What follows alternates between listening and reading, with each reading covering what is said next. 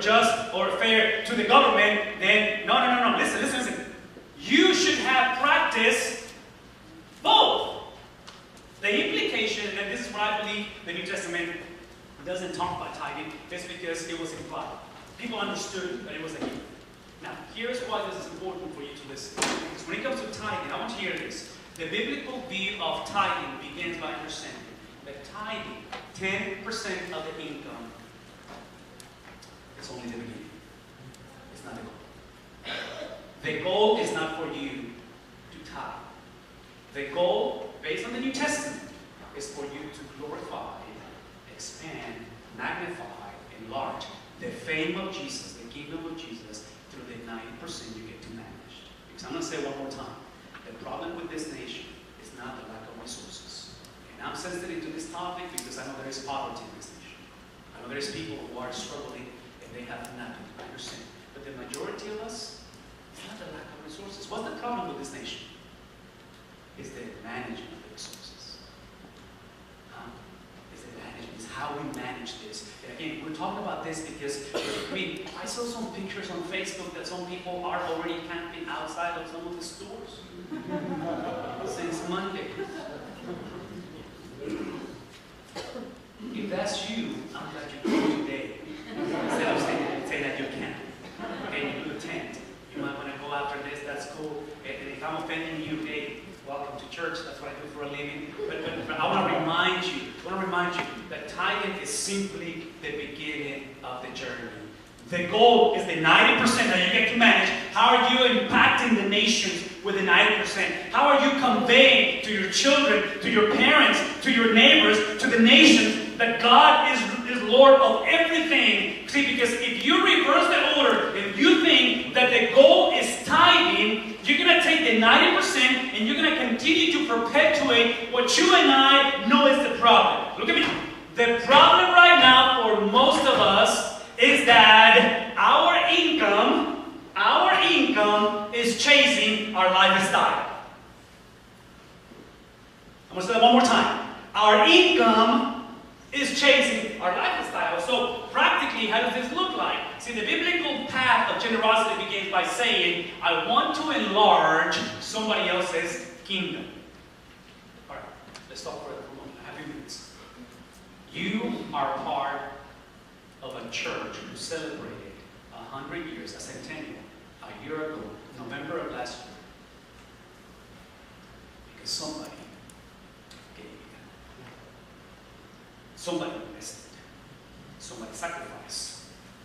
Somebody understood that when I get entrusted with anything, my life, my strength, my knowledge, my education, my health, is always for the benefit of others. See, there's no accident that the very same night that Jesus is about to be delivered into the officers of the Roman government, the Bible says that, listen, this is right before he washes the disciples' feet. The Bible says that God placed everything under his feet. All dominion, all authority. And there's no coincidence that when he was invested with all power, all authority, he goes into around the table with the closest of his friends and he washes the disciples' feet.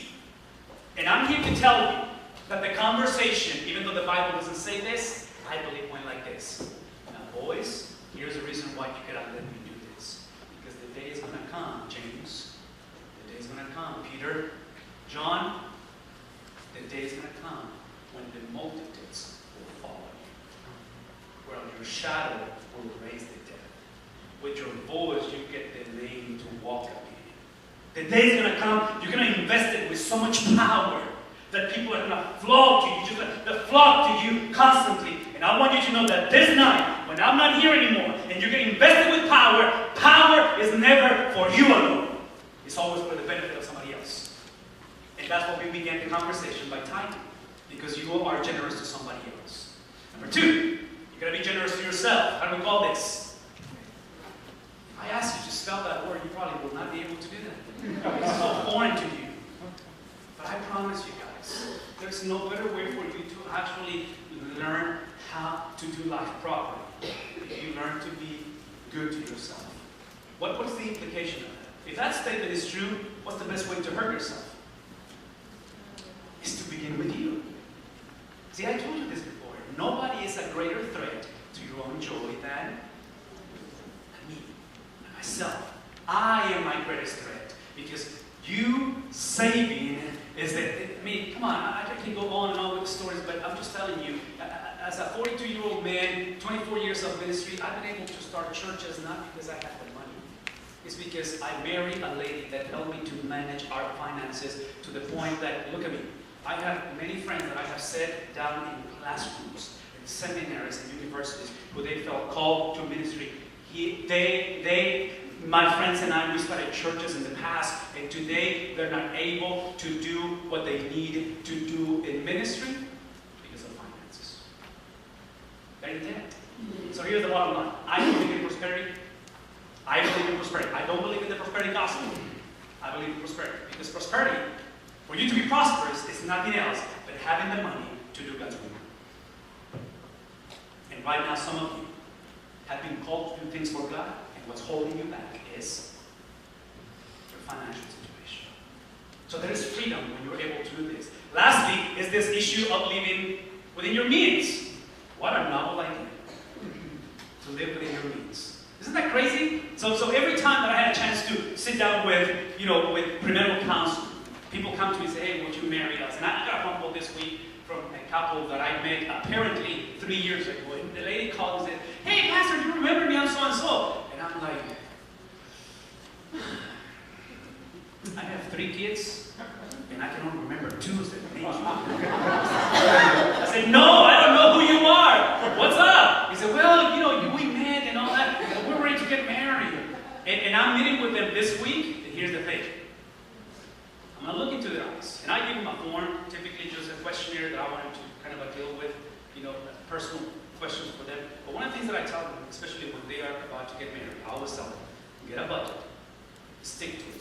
Because right now, as you look at me and you look at each other, this is the cheapest you will ever get. And if you're married, you know exactly what I'm talking about. Bottom line, stop paying for your wedding with your credit card. It's not healthy, man, I'm telling you.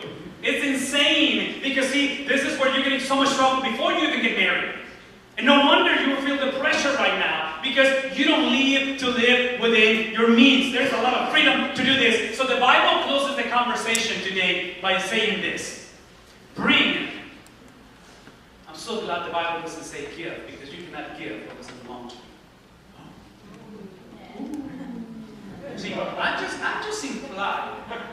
implied the last Sunday, our college and career and youth get to watch a lot of stolen vehicles. Hello? All right. Some of us are living in houses that are stolen. So you don't give, you bring the whole tithe into the storehouse. So let's talk about this for a second. Storehouse, that there may be food in my house. Now, some translations uses the word temple instead of house. So here's what I'm going to say to you. Just listen for a second. I don't believe the Bible is implying that the temple is the church. So I want you to listen to this. I'm not saying you have to tithe or to give generously only or exclusively to this church. I will tell you, though, that you have the freedom to give other organizations. I mean, I know people here that they are the parents of pastors in other places, and they give part of their tithe towards those ministries. I'm cool with it. But I'm going to say this to you. When Eddie and I got married, we first got married, before kids ever came, we had a music school, a music academy. We both are musicians. And we had a music school. And we were teaching piano, guitar, voice lessons, and all of this stuff. And we had this lady. There's always the Christian lady, right? So this Christian lady that comes into the place and says, oh, the Lord is calling me to really get into worship. And she couldn't sing, but she wanted to worship God. I said, lady, buy the CD. Anyways, I didn't say that. She said, can you teach me how to play the guitar? So I'm teaching the lady how to play the guitar. First month came by, no tuition. Second month came by, no tuition. Third month came by, it says, hey, I just haven't able to pay you, I know, for the classes, but it's because I send my contribution to TBN.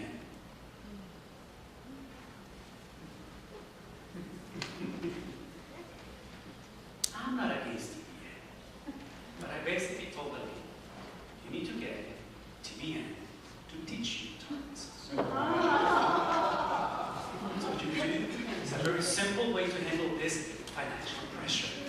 So here's what I'm going to say to you. If you need a family to help you, to support you, to go shoulder on shoulder with you, I'm all for you giving somewhere else. You get my point? You get my point?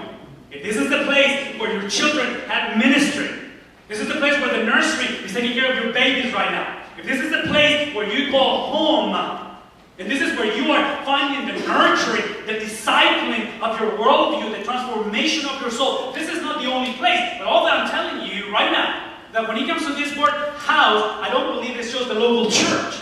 See, the temple in the Old Testament implied organizations that perform communities. So there are many other things that you can give, and I'm all for those things. But all that I'm saying is that we have responsibilities to fulfill, because here's how the conversation ends. The Bible says at the end, bring the whole tithe into the storehouse. Bring it, because that storehouse represents the treasury, represents what is valued to you.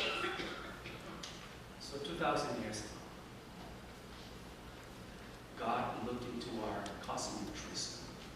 When we were lost, when we were rebellious, God looked at us and He made us His treasure. You missed it this morning, but the first service, we actually had Christmas music.